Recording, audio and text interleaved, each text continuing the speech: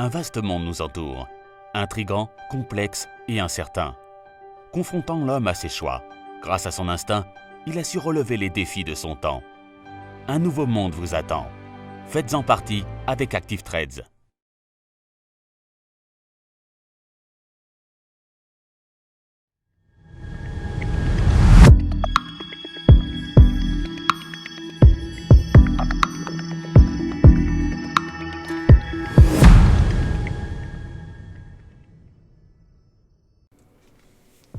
Bonjour à tous et bienvenue sur boursicoté.com pour cette nouvelle analyse technique Forex et matières premières avec la paire de devises donc euro-dollar qui semble se stabiliser autour de la zone horizontale ici des 1.2328. La semaine dernière, je vous indiquais que ce niveau qui était précédemment support avait tendance ici à se transformer en tant que résistance. On évoluait sous la moyenne mobile 20 exponentielle.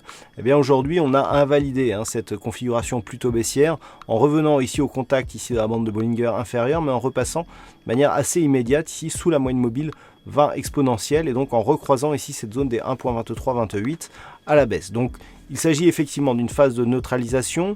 Par rapport à l'ensemble de la tendance, on reste plutôt ici dans une dynamique haussière. On oscille ici autour du retracement à 23,6% de Fibonacci. On n'est pas venu ici marquer un contact sur le retracement des 38,2 depuis l'inscription de ces points hauts significatifs. Donc nous sommes ici dans une phase de temporisation.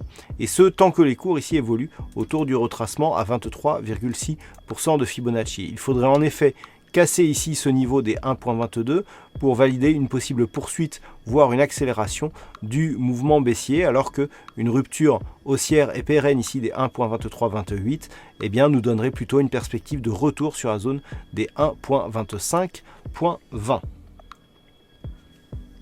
Sur l'or, là aussi, nous avons une phase de neutralisation donc, qui se fait entre la zone des 1324 et des 1344 $ l'once.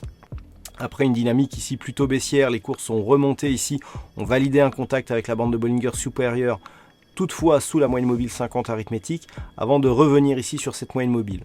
Donc là aussi, neutralisation. Une rupture haussière ici des 1344 pourrait relancer une petite dynamique haussière, mais ce n'est que sur une rupture ici des 1366,50 $ l'once que on pourrait revenir ici sur un mouvement haussier pérenne tel qu'il était ici avant cette phase de stabilisation dans la poursuite de la dynamique moyen terme.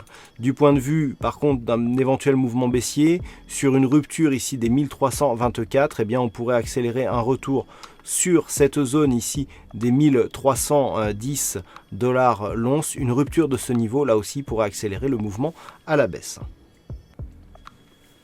Et puis enfin sur le WTI, après avoir connu ici une petite dynamique haussière qui avait été partiellement invalidée ici par contact sur la bolle inférieure mais au-dessus de la moyenne mobile 50 arithmétique, finalement on a poursuivi avec ici rupture de la zone des 62,60 $ le baril, niveau qui a partiellement ici été reconnu comme un niveau de support. Et puis finalement on confirme ici avec une poursuite donc du mouvement, contact sur la bande de Bollinger supérieure qui se fait et puis un retour qui se fait sur au-dessus de la moyenne mobile 20 exponentielle. Donc on reste ici dans une dynamique court terme plutôt haussière. Alors par rapport à la dynamique que nous avions précédemment, on était ici sur une forte dynamique haussière. On est à peine venu chercher ici le retracement des 38,2% de Fibonacci avant de repasser ici au-delà des 62,60.